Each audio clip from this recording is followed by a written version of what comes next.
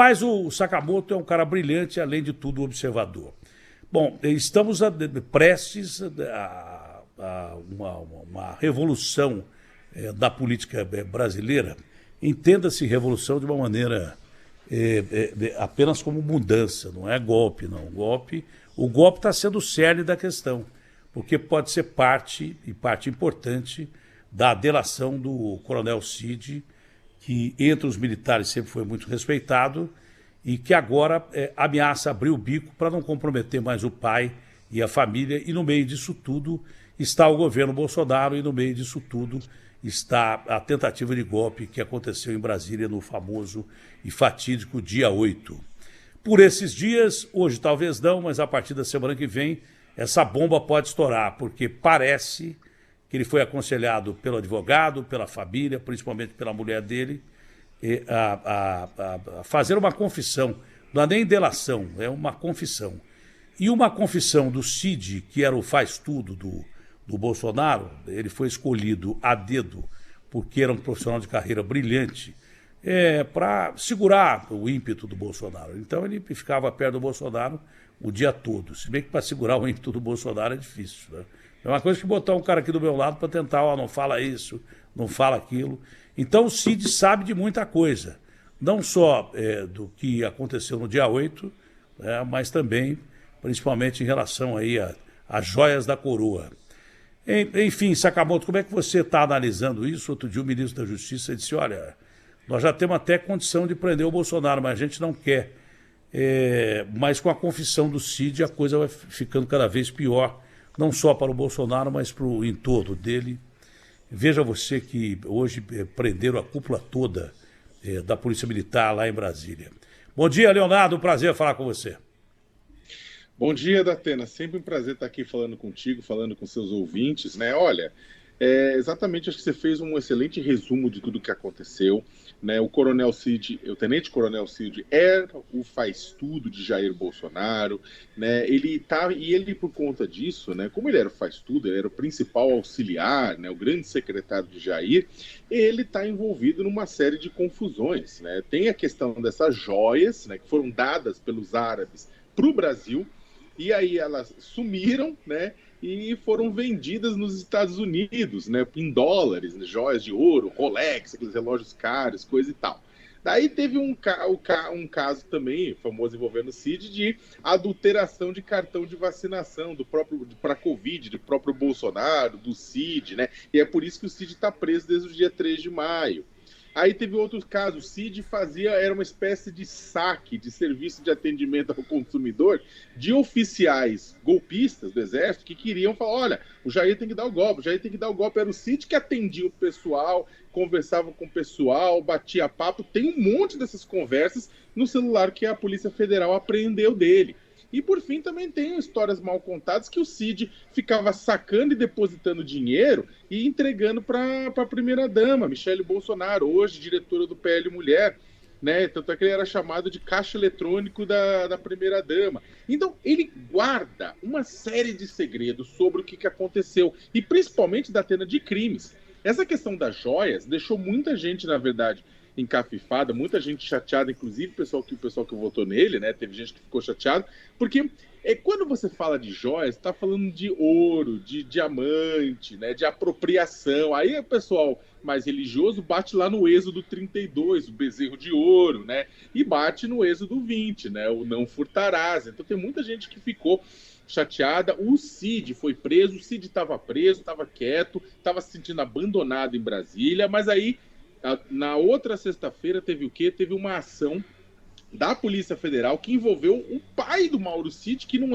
ele é general da reserva, aposentado. 4 né? estrelas. Ele é muito amigo. Exato. Oi? É Mauro Lorena Cid, exatamente. 4 estrelas. É um posto eu não sei importantíssimo. Se é 4 estrelas, Atena, mas eu acho que 4 estrelas. Eu acho que é. 4 estrelas. Eu acho que é. Ou seja, general 4 estrelas. É o topo do general. Você só tem 5 estrelas do marechal quando você está em guerra, né?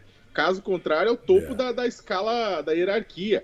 Aí ele tinha conseguido um cargo, o pai do Mauro Cid, com o Bolsonaro, para chefiar a questão do escritório de exportação do Brasil lá em Miami, e estava lá. Só que aí a Polícia Federal descobriu que o pai do Mauro Cid estava recebendo esse ouro, essas joias, etc., e indo nas lojinhas tipo Compro Ouro, aquelas que tem no centro de São Paulo, no centro das grandes cidades, fazendo cotação, fazendo arranjo aqui e ali para vender, pegando os dólares, repassando para o Jair. Então o que acontece?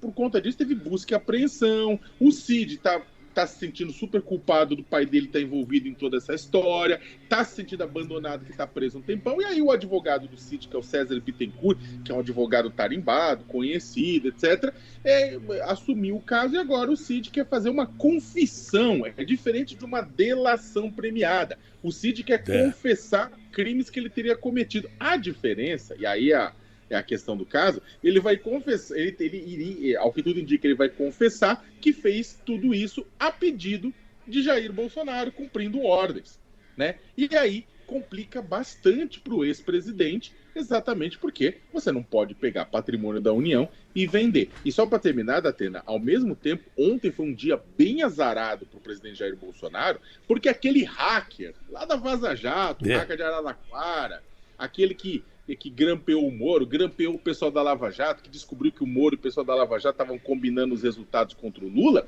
e ele chegou e foi depor lá no Senado, lá no Congresso, na CPMI dos atos golpistas. E aí ele falou o quê? Ele falou que o Bolsonaro pediu para ele atacar as urnas, pediu para ele encontrar vulnerabilidade nas urnas e que mandou o exército acolher o hacker para que juntos pudessem descobrir uma forma de mostrar que as urnas eram frágeis e não funcionavam bem. O hacker não conseguiu. Prometeu indulto para ele.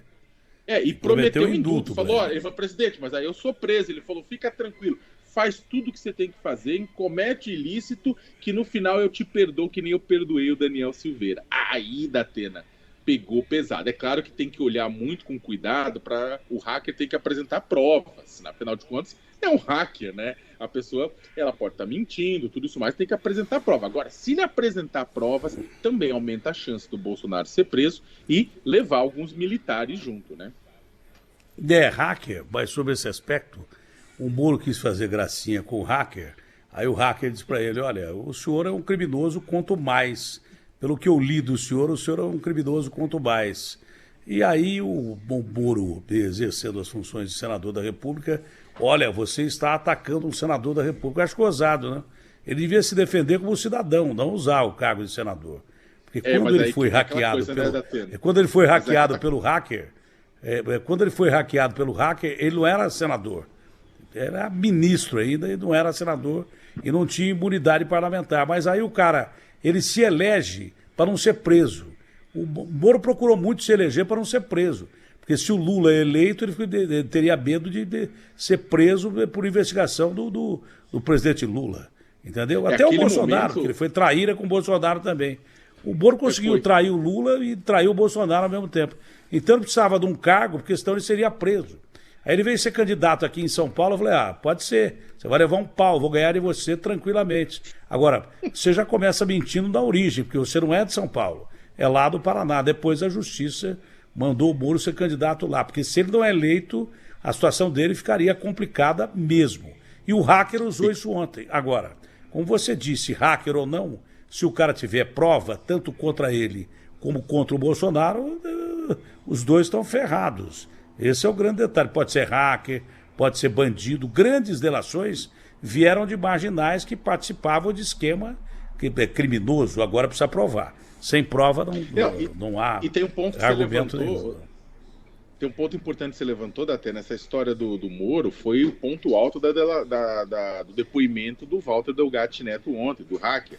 Porque ele chegou, quando o Moro começou a atacar, ele chegou e falou o seguinte, falou, olha, eu vi as suas conversas, eu vi também suas conversas privadas, ou seja, o hacker falou, olha, eu vi tudo que o senhor escreveu, basicamente eu vi mais do que foi publicado, e o senhor é um criminoso quanto mais. Aí foi pro ataque, aí virou barraco. Aí virou barraco, como você mesmo colocou, o Moro não imaginava, ele imaginou que o cara ia ficar lá sendo atacado e ficar quietinho, né? O hacker até brincou com o Moro, deu uma ironizada, que falou: então eu peço escusas. Escusas é uma palavra que o Moro usa toda hora para pedir desculpa, né? Virou marca registrada. Então ficou aquela coisa, o Moro, da Atena, é exatamente o que você falou, ele estava lá não para tentar investigar o caso, a relação do hacker com o golpismo e tudo isso mais, ele estava lá para tentar defender a si mesmo. Por quê? Porque as revelações do hacker lá atrás fizeram com que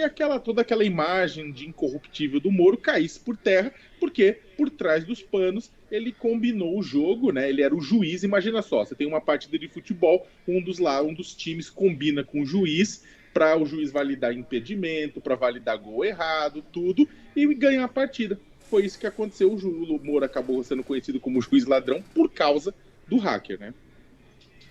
Bom, mas essas histórias do Brasil vêm desde o juiz ladrão mesmo. Você lembra aquele cara, o Edilson, que rezava um Pai Nosso, 4 Ave-Marias antes dos jogos, e depois ficou-se sabendo que ele manipulava resultados, né? Ele rezava antes para pedir perdão pelos crimes que ele ia cometer durante os 90 minutos, mais os acréscimos ou prorrogação. Então ele rezava antes. Até esse juiz ladrão sumiu, ninguém mais fala dele. Então no Brasil tem tantos casos aí que eu não vou ficar falando um por um, mesmo porque se eu falar um por um, literalmente, acaba me mandando embora a liberdade para não perdê-la no futuro e não impedir que você continue defendendo os ideais que você acha justos, né? Porque um sujeito que perde o emprego e que tem um canhão desse aqui para falar, não vai poder lhe defender ou expressar, ou se expressar da maneira que eu me expresso dentro daquilo que eu posso me expressar com limites. Eu não vou dizer que não tenho limites, porque tenho limite sim, e eu não sou nenhum idiota, nem maluco para falar além do limite, porque assim eu vou deixar de falar. Bom, essa situação do Cid é muito complicada, eu já previa isso, porque a primeira que bateu o pé foi a mulher dele, que conversou com ele, acho que ontem ou anteontem. Lá atrás, quando ele foi preso, falou: olha, a minha família está sendo achincalhada, a minha família está sendo desmoralizada, e eu não vou permitir isso. E ontem ou anteontem ela falou a mesma coisa para o Cid. Quanto ao pai do Cid, ele não é só general 4 estrelas, ele tem uma carreira brilhante, é respeitado dentro dos militares. Só que, acima de tudo, ele é pai do Cid. Você já pensou você ferrar seu pai, cara? Já pensou você ferrar o seu pai? É isso que está pesando na cabeça dele. Não só em relação ao pensamento militar, mas o cara está ferrando o pai dele, está ferrando a filha dele, está sofrendo bullying na escola. Então é diferente do Palocci, que deu 90 milhões e quer de volta, e foi lá e fez uma delação premiada. Palocci era meu amigo de infância em Ribeirão.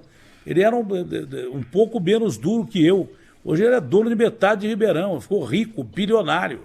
Aí foi lá, pagou 90 milhões, entregou todo mundo e agora quer os 90 milhões de volta. É diferente, aí é questão de princípio. A questão do Cid é questão de princípio, e não é só princípio militar que é rígido, não. É princípio familiar, para com o pai, para com a filha e para com a mulher dele. Então a situação é complicada. Agora o Dino disse que, olha, a gente já tem até condição de prender o Bolsonaro. Disse a coisa de um mês atrás, mas não sei se é o momento e tal. Agora, com essas colocações de hacker, com a confissão do Cid, que é completamente diferente de um hacker, porque ele tem credibilidade, acima de tudo ele tem credibilidade. Eu repito, ele foi escolhido a dedo para ser o faz-tudo dos Bolsonaros, mas principalmente do Bolsonaro pelo comando militar. A confissão do Cid tem um peso impressionante. E aí? Como é que vai ficar a situação? O governo ainda vai insistir que não é o momento de prender esse ou aquele ou não? Você acha que, dependendo do que for revelado, a situação do ex-presidente, de gente do entorno dele, fica muito difícil? Datena, eu acho que depende muito do que o Cid entregar, depende muito de uma percepção da polícia e do Alexandre de Moraes, que é quem está conduzindo esse inquérito pelo Supremo Tribunal Federal, de que Bolsonaro está atrapalhando a investigação e que está fazendo de tudo para que os investigadores não atinjam, não conversem com as testemunhas, ou está destruindo provas, ou mesmo corre o risco de fugir. Tanto é que uma das coisas que vem sendo mais defendido por deputados e senadores da base do governo é que a Polícia Federal peça urgentemente para o Supremo Tribunal Federal autorização para apreender o passaporte do Bolsonaro e o passaporte da Michele Bolsonaro. Né, eles falam, olha, a justificativa, olha, o Bolsonaro dia 30 de dezembro se escafedeu para Orlando, lá para Disney, desapareceu, não queria ficar no Brasil tanto para entregar a faixa para o Lula, quanto para não ter nenhum envolvimento com os atos golpistas que aconteceriam no 8 de janeiro. Então ele se escafedeu. Então, e ele mesmo, Bolsonaro já falou várias vezes, eu posso conseguir cidadania italiana quando eu quiser, porque meu avô era italiano, tudo isso mais. Ou seja, meios, dinheiro, formas, ele tem para sair do Brasil caso necessário for. Inclusive tem uma discussão. A pergunta é se o Bolsonaro ficaria, uma vez ele, sobre o risco real de prisão, uma prisão iminente, o Bolsonaro ficaria no Brasil, né, e cumpriria, como o Lula ficou preso 580 dias lá na carceragem da PF, ou o Bolsonaro falou, não, eu não vou fazer e ficar preso também não, tô fora, e sai e foge. Então tem gente que está querendo pelo menos, se a polícia não prender, se a polícia imaginar, olha, não é o horário, não é o momento, precisamos de mais provas, porque na cabeça do Alexandre de Moraes e da polícia, ou da Atena, na minha avaliação, é o seguinte, eles estão reunindo provas e estão tentando fechar um cerco em torno do Bolsonaro, a ponto de que a prisão do Bolsonaro, quando acontecer, seja incontestável. E é uma prisão que aconteça não exatamente de forma preventiva ou cautelar, ou seja, antes da condenação, mas é que ele seja condenado pelo Supremo e preso.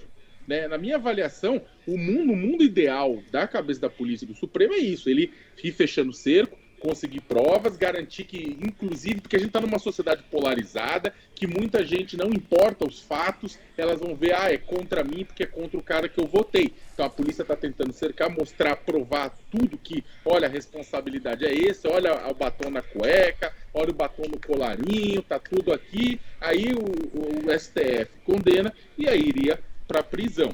É claro, pode ajudar, como eu falei, apreendendo o passaporte, ou caso ele fique claro pelo CID, falar, olha, o Bolsonaro está destruindo prova, o Bolsonaro está queimando prova, o Bolsonaro está pressionando testemunha, e não tem outro jeito, e com certeza vai ter uma prisão decretada. Vai depender muito do que o CID falar de agora em diante, mas é aquilo que eu falei, se depender do Moraes, da PF, eu acho que eles vão deixar o Bolsonaro avançar mais sangrando em público com fatos, com provas, antes de tomar qualquer medida.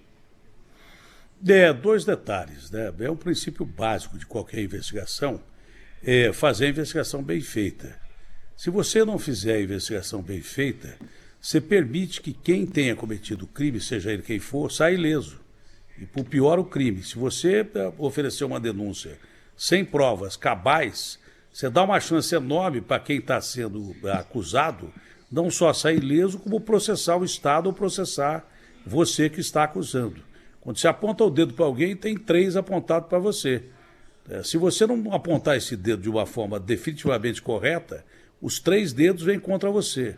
Tá? Então, a investigação correta é aquela, não é aquela que é feita de uma forma assodada, é aquela que é feita de uma forma correta e com estrutura de provas. Né?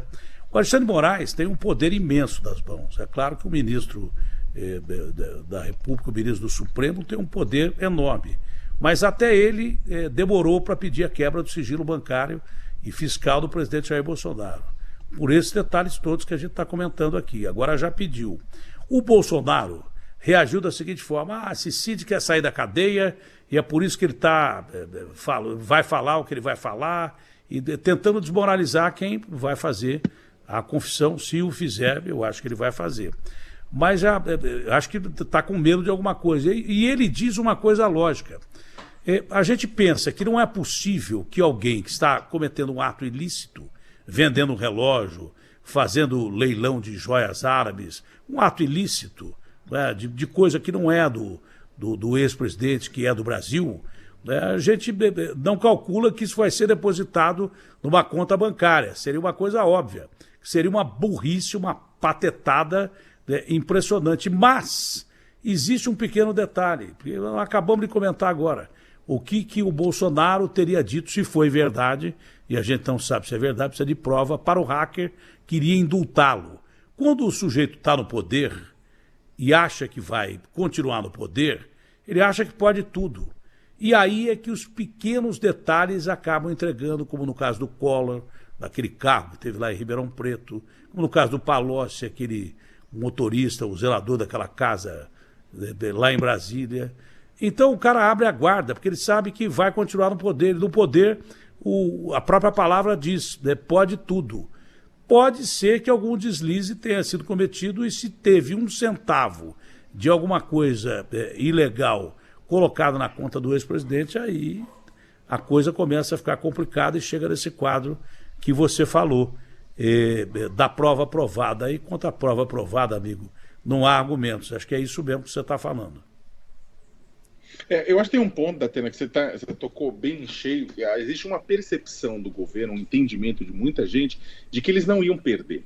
Né? No final, muita gente achava que eles não iam perder. Então, há uma chance de deixar rastros, porque eles achavam que iam ser reeleitos. Né? E aí, achando que vai ser reeleito, você não fecha todas as pontas. Você não corta quase todas ganhou. as pontas. Você deixa a ponta solta. Nesses casos, você deixa a ponta solta. Agora, também é verdade uma coisa, o presidente Jair Bolsonaro, ele nunca acreditou muito no sistema bancário, né? Isso é muito engraçado, mas ele guardava dinheiro em casa, ele sacava. E é claro que tem uma questão, porque quando você guarda grandes somas de dinheiro em casa, quando você não usa o sistema bancário, a polícia acha que isso é um indicativo de lavagem de dinheiro. Porque se você bota todo o seu dinheiro, e acho que o pessoal que está nos ouvindo agora sabe muito bem, os trabalhadores colocam o dinheiro lá na conta, por quê? É mais fácil manipular, é mais fácil comprar, vender, é mais fácil acessar o cheque especial quando a gente precisa, né? É mais fácil ter acesso a isso. E outra, quando você movimenta pela conta, a Receita Federal sabe, ó, tá, beleza, o cara lá tá, a mina lá, o cara lá tá operando de acordo com a lei, porque dá para ver. A Receita vê. Agora, quando você tira e opera com dinheiro vivo, é uma forma de você ficar abaixo do radar, né? Para você não ser identificado pela Receita. E o presidente Jair Bolsonaro, desde que era deputado, teve muita coisa. Imóveis comprados com dinheiro vivo, né? Eu não consigo nem comprar empadinha com dinheiro vivo. Eu tô com débito lá, que eu não tenho nada de dinheiro na carteira. O presidente pegava dinheiro vivo, comprava imóvel, vendia imóvel, etc e tal. Então, quando ele fala, olha, pessoas fica tranquilo que vocês não vão achar muita coisa, eu acredito nele. Muita coisa na conta do Bolsonaro e da Michelle eu acho que não vão encontrar, né? O próprio Mauro Cid sacava dinheiro de não sei da onde para pagar cabeleireiro da Michelle quando estava no poder. Agora, se na conta do Jair e da Michelle não podem não achar muita coisa, eu acho que na conta do Mauro Cid, na conta do pai do Mauro Cid, na conta do Frederico Wassef, na conta de outras pessoas que estavam em torno do presidente, aí podem achar sim. Mas deslizes acontecem, né? É só você ver o cartão corporativo, lanchonete com não sei quantos mil lanches servidos para financiar a motociata. Então, sempre o escorregão pode acontecer. Isso vale para todo mundo, não é o Bolsonaro como presidente, não, qualquer um. De repente, muita gente já fez isso e a gente não ficou sabendo e nem vai ficar sabendo. Se o Bolsonaro tivesse sido reeleito, quem estaria complicado era o Lula e o time dele. Eram os dois, o Lula e o time dele. Porque o Bolsonaro continuaria no poder. E o poder, a gente já sabe, pode tudo até quando não pode mais. Né? Mas na sua perspectiva, você disse uma coisa que eu acho interessante. Parece que não é, mas é. Não adianta. O Bolsonaro continua sendo mito para muita gente, continua sendo o líder da direita. Não tem outro cara que se aproxime do Bolsonaro como líder da direita. Se o Bolsonaro for preso e continuar inelegível na próxima eleição, que nesse país você pode duvidar de tudo. É possível que o Bolsonaro seja candidato na próxima eleição. Não duvide disso não, porque isso é até capaz. É difícil. É difícil que ele tem mais muitos processos a responder, ele pode ser preso agora, mas nesse país aqui, velho, soltaram o André do Rap, pô. Soltaram o André do Rap e devolveram helicóptero, casa, tudo pro cara. Então, vamos pensar com calma. Mas ele continua sendo o único cara capaz de derrotar o Lula numa eleição. Talvez o cara próximo dele, fazendo um governo bom e daí por diante, seja o Tarcísio aqui em São Paulo. Que eu não sei até quando vai continuar ligado diretamente ao Bolsonaro. Eu perguntaria, já houve quase que uma distensão entre o Tarcísio e o Bolsonaro? Se o Bolsonaro fosse preso, o Tarcísio continuaria ligado a ele? Então é o cara mais próximo da direita a ser competitivo como presidente da República, mais que o Zema, mais que esses caras todos aí e tem pelo Brasil.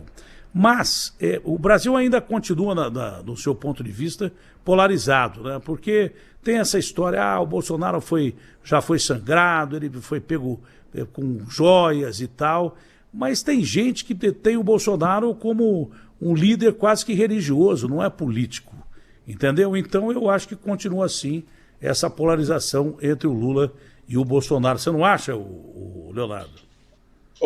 Datena, eu vou até trazer números, né, números quentes assim que saíram hoje para mostrar que isso é verdade. A Quest, né, o Instituto de Pesquisa lá do Felipe Nunes, né, falei com ele agora há pouco, inclusive, Instituto de Pesquisa Sério lá de Minas Gerais, eles fizeram uma avaliação, eles fizeram uma pergunta, olha, você sabe o que está acontecendo no escândalo das joias árabes, né, dadas ao Brasil e que sumiram? 2/3 da população diz que está acompanhando, 1/3 não faz ideia, 2/3 não está acompanhando. Pois bem, é um número grande, quase 66% maioria. Tá, né? E aí ele fez uma segunda pergunta, né? Olha, você acha que o presidente Jair Bolsonaro deveria ser preso por este caso? Empate técnico. Deu empate técnico. Deu 43-41, só que 2 pontos para cima e para baixo, é empate técnico. Em que sentido? E aí ele perguntou em quem você votou. Aí tá, os eleitores do Lula, mais de 60% querem que o Bolsonaro seja preso pelo caso. Os eleitores do Bolsonaro, mais de 60% não querem que o Bolsonaro seja preso pelo caso. Aí o que o Felipe me colocou? Ele falou o seguinte, olha, este tema, ele tá sendo tratado de forma técnica pela Polícia Federal, pelo Supremo Tribunal Federal, pela forma técnica, porque é polícia. Os caras têm que fazer as coisas direitinho. Agora, ele não está sendo tratado de forma técnica pela população, está sendo tratado pela população de forma política, polarizada e, pior, emocional. Está indo ao encontro do que a gente chama, na ciência, de viés de confirmação, ou seja, a gente acredita naquilo que a gente quer acreditar. Então, esse é o ponto, né? Está polarizado, metade, o Brasil dividido a respeito da prisão do Bolsonaro. Né? Isso mostra uma coisa muito engraçada. Até às vezes tem outras pesquisas, já viu, tem outras pesquisas apontando coisas semelhantes do tipo, você acha que o presidente está envolvido? Tá. Você acha que ele tem que ser preso? Não. Exatamente porque existe uma questão de dissociação. Ele é meu herói, ele é meu ídolo, eu concordo com ele, eu não gosto do outro, eu não gosto do Lula, Lula é corrupto, Bolsonaro é corrupto. Então todos esses casos estão traduzindo o quê? Aquilo que saiu das urnas. É claro que, como eu falei da Atena, 2/3 estão sabendo da história, 1/3 não está.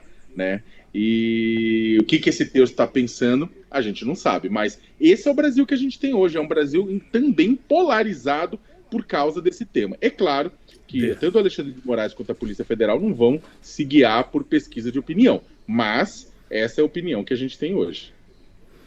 Quem diz que não está, às vezes está e não quer falar, não quer dar opinião, ou então seria uma opinião de decepção que gostaria que fosse preso mesmo. Então, é uma incógnita até nisso, né? Por isso que as eleições foram decididas por poucos bilhões de votos, foi quase lá.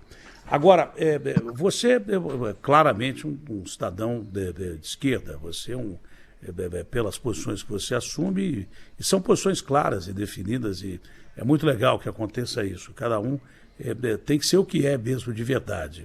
Mas, além de tudo, você é um jornalista independente.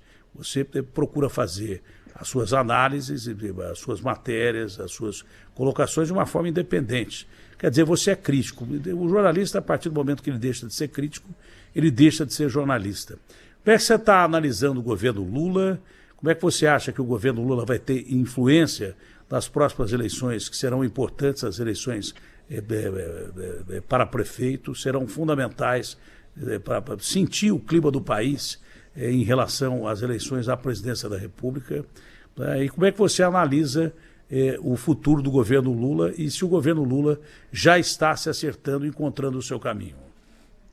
Datena, eu gosto até de lembrar o pessoal, quando a gente vai fazer uma análise pensando em 2026, o que aconteceu em 2016, ou seja, 10 anos antes, desculpa, 2006, né, 20 anos antes. 2006 o Lula estava para disputar a reeleição e aí bateu o escândalo do mensalão, né? E aí foi aquela coisa, né? Pô, mensalão, né? Acabou, etc. E o Lula foi reeleito em cima do Geraldo Alckmin, tendo mais votos no segundo turno do que teve no primeiro. E aí a pergunta que se faz é por quê? Por causa dos belos olhos do presidente? Por causa da voz rouca dele? Não! Economia. Economia. Naquele momento, a economia estava crescendo. Você tinha o quê? Aquela impressão da sociedade, a percepção de que a vida ia melhorar. E aí, em que sentido? Você tinha a impressão de que a renda ia aumentar, de que o emprego ia aumentar, de que o poder de consumo dos trabalhadores e da classe e do pessoal mais pobre ia melhorar. E aí o pessoal pensa, para que eu vou mudar em time que está ganhando? Então, segue o jogo, segue o barco e bora lá.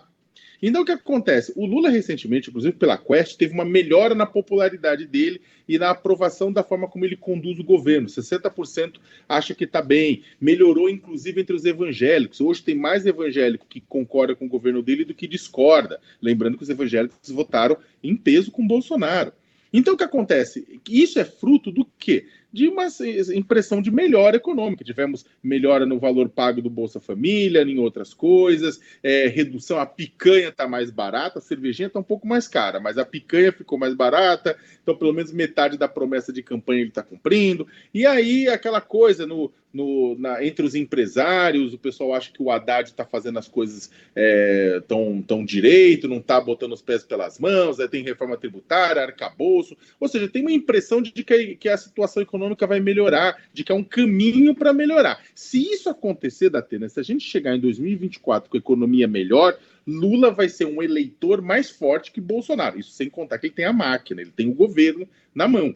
Mas se a economia estiver melhor, o Bolsonaro perde bastante do argumento do tipo, olha, se eu tivesse lá seria melhor porque a situação está melhorando. E se estiver bem em 2026, não precisa estar espetacular, tipo que nem já esteve no Brasil crescendo 8, 9%. Mas se estiver bem, e bem diferente do que é hoje, também o Lula se reelege ou aponta um sucessor.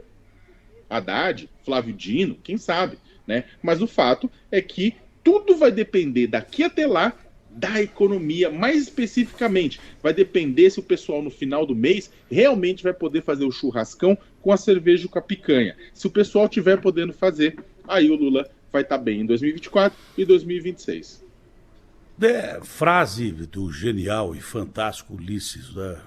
Enquanto não tiver o brasileiro com comida no prato, com educação, com casa, habitação, casa para morar e saúde, o Brasil precisa mudar. E, geralmente, quando não tem isso, o Brasil muda mesmo. O Sakamoto fez a análise correta e, por isso, passa a economia. Você sabe que eu não gosto do Haddad e ele me odeia. Eu nunca vou gostar do Haddad e ele sempre vai me odiar. Né? Mas tem um detalhe, eu estou surpreso com o Haddad na economia. Eu estou surpreso mesmo. E você não precisa gostar de ninguém, basta que você reconheça o bom trabalho que a pessoa está fazendo. E o Haddad está fazendo um trabalho surpreendentemente bom. E me deixa meio preocupado em relação ao Brasil, que nós temos coisas aqui que a gente não, às vezes o que parece não é. Eu não acredito que esse presidente do Banco Central, entendendo de economia como ele entende, bota juros a 14% de graça, porque isso é uma forma muito ortodoxa de você combater a inflação. Você aumenta, bota juros lá em cima, ferra a população inteira, isso significa que não tem crescimento, não tendo crescimento, o cara que está empregado vai ser desempregado, o cara que está desempregado não vai conseguir emprego, não tendo emprego, vamos ter o quê? Fome. E chega um processo quase de estagflação do Brasil. Você pode botar o feijão a R$1, arroz a R$1, que o povo não tem dinheiro para comprar. Então você começa a desconfiar se o sistema financeiro não está jogando contra o governo que está aí. E acho que isso o Lula já percebeu algumas vezes. Eu já fazia esse comentário muito antes do Lula fazer, mas aí ele começou a se revoltar com essa política do Banco Central. É impossível, com juros quase que de agiotagem e usura, você ter um país que se desenvolve e que tem um mínimo para sobreviver. Não dá, né, o Sakamoto? Datena, eu acho que esse é o ponto. O Lula farejou, né, lá atrás e começou a criticar, né? Até porque o Roberto Campos Neto, eu não estou discutindo a qualidade técnica dele, mas é que ele tem um posicionamento político. Ele vestiu a camisa do Bolsonaro na campanha, né? Ele manteve os juros baixos durante muito tempo na gestão Bolsonaro, quando era para estar alto, e depois aumentou e o pessoal, muita gente critica que ele aumentou tarde demais, e agora segura lá no alto para tentar atrapalhar um pouco o governo. Essa queda que teve agora nos juros básicos da economia, atenção para todo mundo que está nos ouvindo, juros básicos que está em 13,25 por ano, não é os juros que a gente paga no cheque especial, né? Cheque especial, os juros estratosférico, né? Esse juros 433%. Porque isso não é juro, isso é uma sacanagem, desculpa usar o termo, isso não é o juro, é uma sacanagem. Isso aí é o que bancos pagam entre empréstimos, entre si, etc. Agora, o resto para tomar empréstimo, essas coisas. Agora, o fato é que o Brasil está cobrando, tem a maior taxa de real de juros, que é pega os juros, tira a inflação, a nossa maior taxa real de juros do mundo. É muita coisa. E aí, o que aconteceu agora no começo do mês? A agricultura reclamou, porque isso quebra as pernas de qualquer produtor rural que está me ouvindo agora. A indústria está reclamando há um tempão, o comércio reclamou, todo mundo reclamando, mesmo o grupo do mercado falando, gente, não faz sentido. Tinha até gente no mercado dizendo não faz sentido manter desse jeito, dá para cair. Aí o Roberto Campos tá bom, vamos cair meio ponto. Precisa cair muito mais ainda, Datena, porque é o seguinte, no final das contas, você tem duas formas de encarar. Não, vamos manter o juro mais alto para a inflação baixar. Só que em muitos lugares do mundo, o pessoal pensa o seguinte, não, pera lá, é importante controlar a inflação, porque ninguém quer remarcação de preço, tirar da mão. O pessoal mais novo não sabe o que é isso, a gente sabe, tá com o produto na mão, o remarcador tira, não, esse produto vai custar 1.000 cruzeiros a mais, né?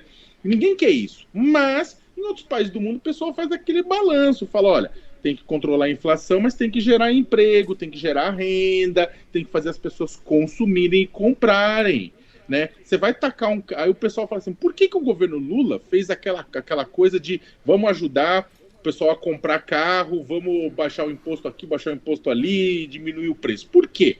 Aquilo não seria necessário se o juro não tivesse naquele patamar.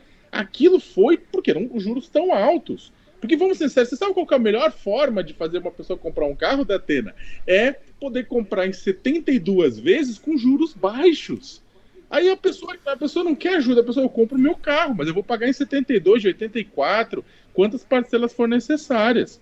Como a gente não tem, o juro está muito alto, então o governo tem que fazer isso aqui e ali. Aquela coisa do desenrola, do quebrar dívida, que também fez sucesso, também, tipo, gente, tem muita gente que vai resolver o problema da dívida agora, daqui a 6 meses tá lascado de novo. Porque com esse juro do cheque especial, a pessoa entra no cheque especial e não sai, né? Então, tem que pensar na população mais pobre, e não tem como resolver isso se não baixar o juro. Não é você zerar o juro que em alguns países, mas, poxa, coloca num patamar civilizado. Caso contrário, a gente vai ficar achando que o Banco Central tem interesses econômicos envolvidos, ou seja, as pessoas do Banco Central têm interesses econômicos envolvidos. Acho que o primeiro detalhe seria tirar o país do Brasil colônia. E a gente continua Brasil colônia, não tem jeito. Se não fosse o nosso agro, graças a Deus, não é? O Brasil não seria a 7ª potência econômica do mundo nunca. Não tem indústria. Não tem indústria. Você ferrar o empresário, não adianta o cara pregar a luta de classe. Você ferrar o empresário, você não vai ter emprego. Não tem emprego, não tem crescimento. Tá? O Brasil, por exemplo, ele exporta combustível, a gente é autossuficiente em petróleo. A gente dá o nosso petróleo de graça para os gringos e importa combustíveis. E o pior, a gente não manufatura nada do petróleo aqui. Petróleo não é só combustível. Você podia ter refinarias dessa Petrobras, e a maioria delas está toda ferrada, porque os caras só pensam em capital aberto. Eu sou contra essa história de capital aberto para setor energético, até para energia elétrica. Mas Petrobras, então, jogar capital na Bolsa foi uma barbaridade. Eu não abriria capital de uma empresa essencial em termos de segurança nacional. Você viu na época da pandemia, esses caras com paridade de barril de petróleo, e o mundo inteiro quebrado e o Brasil mais ainda, porque não tem indústria. Você, de repente, com refinarias completamente depauperadas, não se investe um tostão do que a Petrobras vem ganhando, e ganhando muito. Com essa história da paridade do petróleo, o preço do petróleo, a venda do petróleo para os gringos e daí por diante. E, repito, nenhum tostão do petróleo brasileiro é revertido em forma de trabalho aqui no Brasil. porque as refinarias foram esquecidas pela Petrobras. Não só teria que recuperar essas refinarias, fazer outras refinarias, investir na Petrobras e os lucros todos ficarem para o governo. E eu não estou dizendo se apropriar das ações que você abriu, não. É você recomprar as ações. E não estou dizendo do pequeno acionista da Petrobras, que deve estar puto comigo agora, porque eu estou metendo pau que os lucros ficam para os acionistas. Eu estou falando da maioria que comprou essas ações da Petrobras, são de grandes fundos internacionais, né? O mundo inteiro está em época de desindustrialização. Seria o momento ideal para o Brasil se tornar um país indústria. Porque nós não aproveitamos nada. Tudo que a gente exporta é in natura, feijão, soja, não é nada manufaturado aqui. Nós temos grupos que controlam, por exemplo, a carne nos Estados Unidos. Né? Maior exportador de carne de frango, maior exportador de carne do mundo. Como é que você pode morrer de fome no paraíso? Você morre de fome no Brasil porque você não tem emprego, você não tem indústria. Não tendo indústria, você não tem dinheiro para comprar. Se você não tem emprego, você não tem dinheiro para comprar. Se você não empresta para o empresário fazer com que a sua indústria cresça, ou fazer outras indústrias, investir em novos negócios, ele não te contrata. E quem está contratado é mandado embora. Por isso nós estamos morrendo de fome no Brasil. Você pega os índices de fome no Brasil, 33 milhões vivem com $2 por dia. Dá isso para um congressista viver lá em Brasília. $2 por dia. Você entendeu? É isso. O Brasil, se o Brasil não sair da época do extrativismo e do Brasil colônia, respeitando o nosso agro, que eu respeito mesmo, produz demais, e se não fosse o agro a gente estava ferrado, mas o Brasil, enquanto ele foi explorado, esse processo de extrativismo, nós estamos literalmente ferrados. Esse é o grande detalhe. Sakamoto, foi um grande papo, foi muito bom conversar com você. Se você tiver mais alguma coisa a acrescentar, estamos aqui para ouvir. Não, nada a acrescentar, só dizer que é um prazer, como sempre, Datena, conversar contigo e com seus ouvintes. Estou sempre aqui à disposição.